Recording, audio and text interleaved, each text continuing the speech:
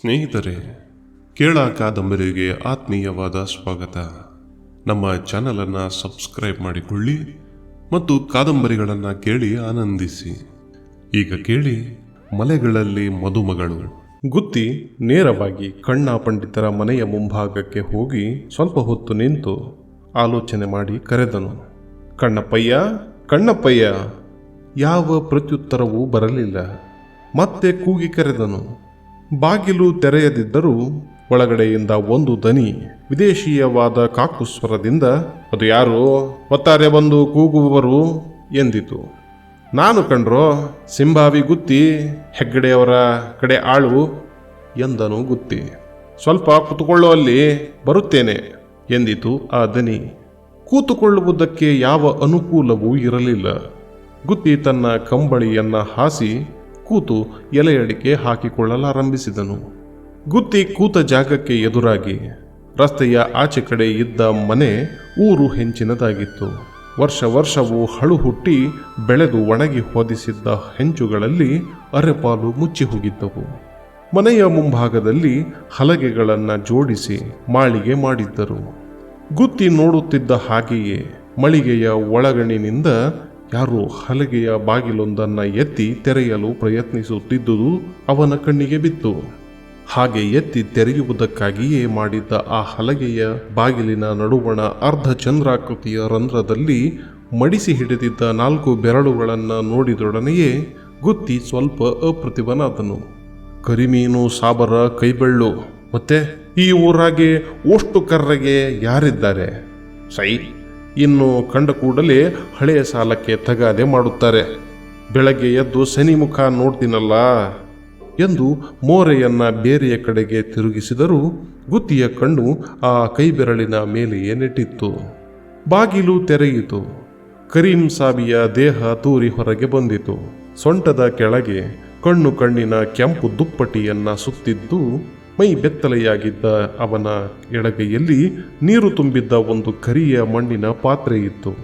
ಬಲಗೈಯಲ್ಲಿದ್ದ ಇದ್ದಿಲಿನ ಚೂರನ್ನು ಹಲ್ಲಿಗೆ ತಿಕ್ಕುತ್ತಾ ಅಂಗಡಿಯ ಮುಂದೆಯೇ ಮೆಟ್ಟಿಲ ಮೇಲೆ ಕೂತುಕೊಂಡು ಮುಖ ತೊಳೆಯಲಾರಂಭಿಸಿದನು.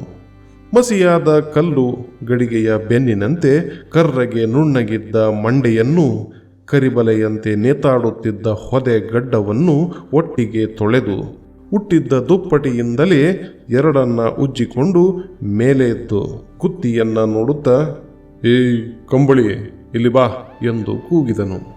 ಕರೀಂ ಸಾಬಿ ಘಟ್ಟದ ಮೇಲಕ್ಕೆ ಬಂದು ಬಹಳ ವರ್ಷವಾಗಿತ್ತು.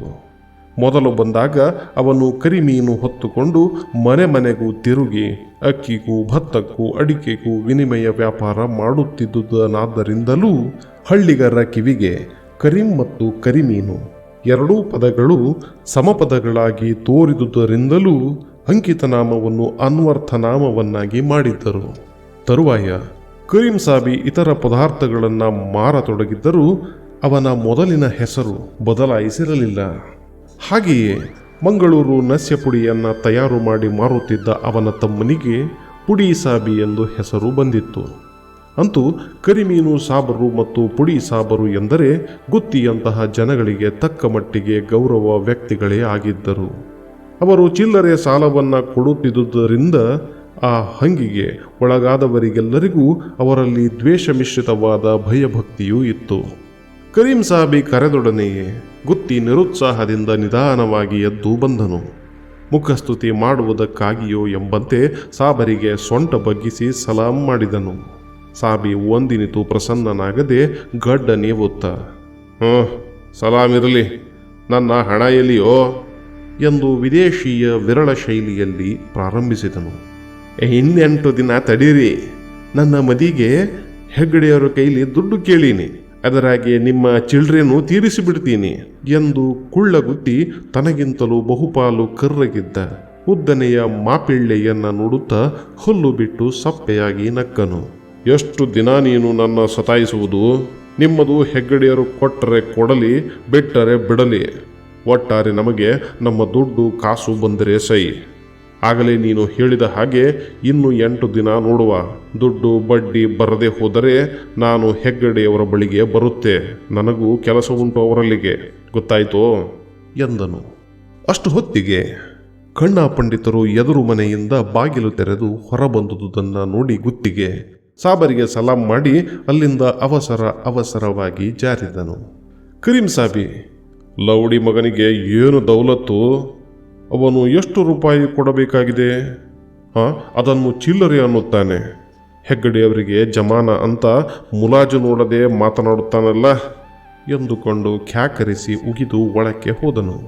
ಬೆಳ್ಳಗಿದ್ದು ತೆಳು ಪಂಚೆಯನ್ನುಟ್ಟು ಅದೇ ತೆರನಾದ ಬಟ್ಟೆಯ ಒಂದು ಗೀರಿನ ಶರ್ಟನ್ನು ಹಾಕಿ ಮಲಯಾಳಿಗಳ ರೀತಿಯಲ್ಲಿ ತಲೆಯ ಹಿಂಭಾಗವನ್ನು ಬೋಳಿಸಿ ಮುಂಭಾಗದಲ್ಲಿ ಉದ್ದವಾಗಿ ಬೆಳೆದಿದ್ದ ಕೂದಲನ್ನೆಲ್ಲ ಸೇರಿಸಿ ಮಡಿಕಟ್ಟಿ ಸ್ವಲ್ಪ ಕರ್ರಗಿದ್ದರು ಅಪಾದ ಮಸ್ತಕವಾಗಿ ಚೊಕ್ಕಟವಾಗಿದ್ದ ಕಣ್ಣ ಪಂಡಿತರು ನಗುಮುಗದಿಂದ ಬೆಳ್ಳಗೆ ಹಲ್ಲು ಬಿಟ್ಟು ಗುತ್ತಿಯನ್ನ ನೋಡಿ ಅರ್ಥಪೂರ್ಣವಾಗಿ ನಕ್ಕರು.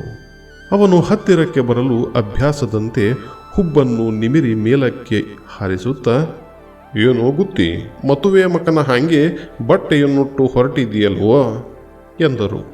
ಅವರ ಹೆಣ್ಗೊರಳಿನ ಕೀಚುದನಿಯನ್ನು ವಿಲಕ್ಷಣವಾಗಿದ್ದ ದಕಾರಗಳ ಗಲಿಬಿಲಿಯ ಕನ್ನಡದ ಉಚ್ಚಾರಣೆಯನ್ನು ಹಿಂದೆ ಎಷ್ಟೋ ಸಲ ಕೇಳಿದ್ದರೂ ಗುತ್ತಿಗೆ ಸಲಸಲವೂ ಅದು ವಿನೋದಕರವಾಗಿಯೇ ತೋರುತ್ತಿತ್ತು. ಅದಕ್ಕಾಗಿಯೇ ನಗುತ್ತಿದ್ದರೂ ಪ್ರಶ್ನೆಗಾಗಿ ನಗುವವನಂತೆ ನಟಿಸುತ್ತಾ, ತಮ್ಮಂಥ ಒಡೆಯರು ಕೊಟ್ಟರೆ ನಮ್ಮಂಥ ಬಡವರಿಗೆ ಉಂಟು ಎಂದನು. ಹೆಣ್ಣು ಕೇಳುತ್ತಿದ್ದೀಯಲ್ಲವೇ? ಬೆಟ್ಟಳ್ಳಿ ದೊಡ್ಡ ಬೀರನ ಮಗಳು ತಿಮ್ಮಿಯನ್ನ ಒಪ್ಪಿಗೆ ಆಯಿತೋ ಎಂದರು ಕಣ್ಣ ಪಂಡಿತರು. ಗುದ್ದಿ ಇದ್ದಕ್ಕಿದ್ದ ಹಾಗೆಯೇ ಗಂಭೀರವಾದನು. ಅವನ ಮುಖದಲ್ಲಿ ಏನೋ ಒಂದು ದೃಢ ನಿಶ್ಚಯದ ಕರಾಳ ಛಾಯೆ ಸುಳಿಯಿತು. ಹಣೆ ಸುಕ್ಕಾಯಿತು. ತುಟಿ ಸ್ವಲ್ಪ ಕೊಂಕಿತು. ಅಯ್ಯ, ನೀವು ದೇವರಿಗೆ ಸಮ. ನನ್ನ ಮನಸ್ಸಿನಲ್ಲಿರೋದನ್ನು ನಾ ಹೇಳಬೇಕಾದ್ರೆ ಮೊದಲೇ ನೀವೇ ಕೇಳಿಬಿಟ್ಟಿರಿ. ನಿಜವಾಗಿಯೂ ನೀವು ದೇವರಂಥ ಮನುಷ್ಯರು ಎಂದನು ಗುತ್ತಿ. ಆ ಬಚ್ಚ ಏನೋ ತಂಟೆ ಮಾಡುತ್ತಿದ್ದ ಎಂದು ಹೇಳ್ತಿದ್ದೀಯಲ್ಲ ನೀನು. ತಿಮ್ಮಿಯನ್ನು ತಾನು ಮದುವೆಯಾಗಬೇಕೆಂದು? ಗುತ್ತಿಯ ಮುಖದಲ್ಲಿ ಒಂದಿನಿತು ರೋಷ ಸಂಚಾರವಾಯಿತು. ಬಚ್ಚನ ಹೆಣ, ಅವನೇನು ಮಾಡ್ತಾನೆ? ನನ್ನ ಮಾವ ದೊಡ್ಡ ಬೀರನ ಮನಸ್ಸೇ ಅತ್ತ ಇತ್ತ ಆಗ್ತಾ ಇದೆ. ಬೆಟ್ಟಳ್ಳಿ ಗೌಡ್ರು ಅಡ್ಡ ಹಾಕ್ತಾ ಇದ್ದಾರೆ. ತಿಮ್ಮಿ ಮನಸ್ಸೇನು ಈ ಕಡೆನೇ ಇದೆ. ಅದೇನು ಮಾಡೋದು? ಇವತ್ತು ನಮ್ಮ ಹೆಗ್ಡೇರು ಒಂದು ಕಾಗ್ದ ಎಂದವನು ನಾಲಿಗೆ ಕಚ್ಚಿಕೊಂಡು ಅದನ್ನು ಅರ್ಧಕ್ಕೆ ನಿಲ್ಲಿಸಿ, ನಮ್ಮ ಹೆಗ್ಗಡೆಯರಿಗೆ ಏನೋ ಔಷಧಿ ಕೊಟ್ಟಿದ್ರಂತೆ, ನೀವು ಸ್ವಲ್ಪ ಗುಣ ಆಗಿದಂತೆ, ಮತ್ತಿಟ್ಟು ಔಷಧಿ ಇಸಕೊಂಡು ಬಾ ಅಂತ ಅಂದರು ಎಂದನು ಗುತ್ತಿ. ಹಿಂದಕ್ಕೆ ಹೋಗುವಾಗ ಮತ್ತೆ ಬಾ, ಕೊಡ್ತೀನಿ ಎಂದರು ಕಣ್ಣ ಪಂಡಿತರು. ಗುತ್ತಿ ತಟಕ್ಕನೆ ಆಲೋಚನಾಪರನಾಗಿ, ಹಿಂದಕ್ಕೆ ಹೋಗುವಾಗ ಬರಕ್ಕೆ ಹೆಂಗಾತದ್ರೋ ಎಂದವನು ಕಣ್ಣ ಪಂಡಿತರು ಹಾರು ಹುಬ್ಬಿನ ಪ್ರಶ್ನೆ ಚಿಹ್ನೆಗೆ ಸರಿಯಾದ ಉತ್ತರ ಹೇಳಲು ಸಾಧ್ಯವಿಲ್ಲದ್ದರಿಂದ, ಆಗಲಿ, ಬಂದು ತಗೊಂಡು ಹೋಗ್ತೀನಿ ಎಂದನು. ಮತ್ತೆ ನೀನು ಹೊರಡಬಹುದು. ಕಣ್ಣ ಪಂಡಿತರು ಹೊರಡಬಹುದು ಎಂದು ಹೇಳಿದರೂ ಗುತ್ತಿ ಹೊರಡಲಿಲ್ಲ. ಇನ್ನೂ ಏನೋ ಹೇಳುವವನಂತೆ ನಿಂತಿದ್ದನು. ಕಣ್ಣ ಪಂಡಿತರು, ಏನು ನಿಂತದ್ದು ಎಂದು ಕೇಳಿದರು. ಗುತ್ತಿ ಎಂಜಲು ನುಂಗುತ್ತಾ ಗಂಟಲು ಸರಿ ಮಾಡಿಕೊಳ್ಳುತ್ತಾ ತಡಬಡಿಸುತ್ತಿದ್ದುದನ್ನು ನೋಡಿ ಪಂಡಿತರು ಸ್ವಲ್ಪ ರಹಸ್ಯ ಧ್ವನಿಯಿಂದಲೇ, ಮತ್ತೆ ಜಟ್ಟಮ್ಮ ಹೆಗ್ಗಡತಿಯವರು ಏನಾದರೂ ಹೇಳಿದರೇನೋ ಎಂದು ಕೇಳಿದರು. ಹೌದೇ ಸೈ, ಮರೆತೇ ಬಿಟ್ಟಿದ್ದೆ ಎಂದನು ಗುತ್ತಿ. ಅದಕ್ಕೆ ಕಣ್ಣ ಪಂಡಿತರು, ಅದನ್ನೂ ಕೊಡ್ತೀನೋ, ಆಮೇಲೆ ಬಾ ಎಂದು ಹೇಳಿದರು. ಮಕ್ಕಳಾಗಕ್ಕೆ ಔಷಧಿ ಕೊಡ್ತೀರಂತೆ, ಹೌದೇನ್ರೋ ಎಂದು ಗುತ್ತಿ ಬೆಪ್ಪು ನಗೆ ನಕ್ಕನು. ಆಗುವುದಕ್ಕೋ ಹೋಗುವುದಕ್ಕೋ ನಿನಗ್ಯಾತಕ್ಕೋ ಎಂದರು ಪಂಡಿತರು. ಅಲ್ಲ ಪಾಪ, ಅವರು ಮಕ್ಕಳಿಲ್ಲದೆ ನಕ್ಕು ಬಡಿತಿದ್ದಾರೆ. ಹೆಗ್ಗಡೆಯರು ಬೇರೆ ಮತ್ತೊಂದು ಮದಿಗೆ ಗಾಣ ಹಾಕ್ತಿದ್ದಾರೆ. ಬೇಗ ಮಕ್ಕಳಾದರೆ ಆದರೆ ಎಂದು ಒಡೇನ ಕನಿಕರದ ಧ್ವನಿಯನ್ನು ಉದಾಸೀನಕ್ಕೆ ಬದಲಾಯಿಸಿ, ಅಲ್ಲ ಹೋಗಲಿ ಬಿಡಿ, ಗರೀಬನಿಗೆ ಯಾಕೆ ಆ ವಿಚಾರ ಎಂದು ಮತ್ತೆ ಧ್ವನಿ ಬದಲಾಯಿಸಿ, ನನಗೊಂದು ಅಂತರ ಬೇಕಿತ್ತಲ್ರೋ ಎಂದನು. ಯಾವುದಕ್ಕೋ ಎಂದರು ಪಂಡಿತರು. ಅದೇ ನೀವು ಹೇಳಿದ್ರಲ್ಲ ಅದಕ್ಕೆ ಎಂದನು ಗುತ್ತಿ. ಅಂದರೆ ಎಂದರು ಪಂಡಿತರು. ಈಗ ನೋಡಿ, ತಿಮ್ಮಿನ ನಾನು ಮದುವೆ ಆಗಬೇಕು ಅಂತ ಸುಮಾರು ಕಾಲದಿಂದ ಕೇಳ್ತಿದ್ದೀನಿ. ಆ ಬಚ್ಚ ಮೊನ್ನೆ ಶುರು ಮಾಡ್ಯಾನೆ. ತಿಮ್ಮಿ ಮನ್ಸ ನನ್ನ ಕಡೆ ಆಗಿ ನಾ ಹೇಳ್ದ ಹಾಗೆ ಕೇಳಾಕೆ ಒಂದು ಅಂತರ ಕೊಟ್ಟರೆ ನನ್ನ ಪರಾಣ ಇರೋ ತನಕ ನಿಮ್ಮ ಗುಲಾಮ್ನಾಗಿರ್ತೀನಿ ಎಂದನು ಗುತ್ತಿ. ಗುತ್ತಿಯ ದೈನ್ಯ ಸ್ಥಿತಿಯನ್ನು ಕಂಡು ಕಣ್ಣಾ ಪಂಡಿತರಿಗೆ ನಗು ಬಂದರು. ಅದನ್ನು ತೋರಗೊಡಲಿಲ್ಲ. ಅದಕ್ಕೆ ಬದಲಾಗಿ ಮುಖಮುದ್ರೆಯನ್ನು ಅತ್ಯಂತ ಗಂಭೀರ ಮಾಡಿಕೊಂಡು ನಿಧಾನವಾಗಿ ಮಂಡೆ ಅಲ್ಲಾಡಿಸಿದನು. ಗುತ್ತಿ ಅತಿ ದೈನ್ಯತೆಯಿಂದ, ದಮ್ಮಯ್ಯ ಅಂತೀನಿ, ಅಷ್ಟು ಉಪಕಾರ ಮಾಡಿ ನಿಮ್ಮ ಕಾಲಿಗೆ ಬೀಳುತ್ತೀನಿ ಎಂದು ತನ್ನ ಕುಳ್ಳನ್ನು ಮತ್ತಷ್ಟು ಕುಗ್ಗಿಸಿಕೊಂಡನು. ಆ ಹೊಲೆಯನಿಂದ ಹಣ ವಸೂಲು ಮಾಡಿಕೊಳ್ಳುವುದು, ಹುಸುವಿನ ಕೊಂಬಿನಿಂದ ಹಾಲು ಕರೆಯುವುದು ಒಂದೇ ಎಂದು ಚೆನ್ನಾಗಿ ಅರಿತಿದ್ದ ಕಣ್ಣಾ ಪಂಡಿತರು, ನನಗೆ ನಿನ್ನಿಂದ ದುಡ್ಡು ಕಾಸು ಏನೂ ಬೇಡ ಎಂದರು. ಮತ್ತೇನು ಬೇಕು ಹೇಳಿ ಎಂದನು ಗುತ್ತಿ. ಸ್ವಲ್ಪ ಸುಮ್ಮನೆ ನಿಲ್ಲೋ, ನಿನ್ನ ದುಡ್ಡು ಕಾಸು ನನಗೆ ಬೇಡ. ನಿನ್ನ ಹೊಟ್ಟೆಯ ಮೇಲೆ ನಾನು ಹೊಡೆಯೋದಿಲ್ಲ. ನನಗೆ ಬೇಕಾದಾಗ ಒಂದೊಂದು ಕೋಳಿ ಕೊಟ್ಟರೆ ಸಾಕು ಎಂದರು ಪಂಡಿತರು. ಬದುಕಿದೆ ದಮ್ಮಯ್ಯ ಎಂದನು ಗುತ್ತಿ. ಹೋಗಿ ಬಾ, ಆಮೇಲೆ ಕೊಡ್ತೀನಿ ಎಂದರು ಪಂಡಿತರು. ಗುತ್ತಿ ಥಟಕ್ಕನೆ ಹತಾಶನಾದಂತೆ, ಈಗಲೇ ಕೊಟ್ಟಿದ್ದರೆ ಎಂದನು. ಈಗ ಹ್ಯಾಂಗೆ ಕೊಡೋದು? ಅದನ್ನು ಬರೆಯಬೇಕು ಬೇಡವೋ? ಸಾಬ್ರ ಅಂಗಡಿಯ ದಿನಿಸಿ ಅಲ್ಲ ಎಂದರು ಪಂಡಿತರು. ಇಲ್ಲೇ ಕುಂತ್ಕೊಂಡಿರ್ತೀನಿ, ಬರ್ಕೊಡಿ ಎಂದು ಹಲ್ಲು ಬಿಟ್ಟು ಅಂಗಲಾಚತೊಡಗಿದ. ಗುತ್ತಿಯನ್ನು ಅಂಗಳದಲ್ಲಿಯೇ ಬಿಟ್ಟು ಕಣ್ಣಾ ಪಂಡಿತರು ಮನೆಯ ಒಳಗೆ ನುಸುಳಿದರು.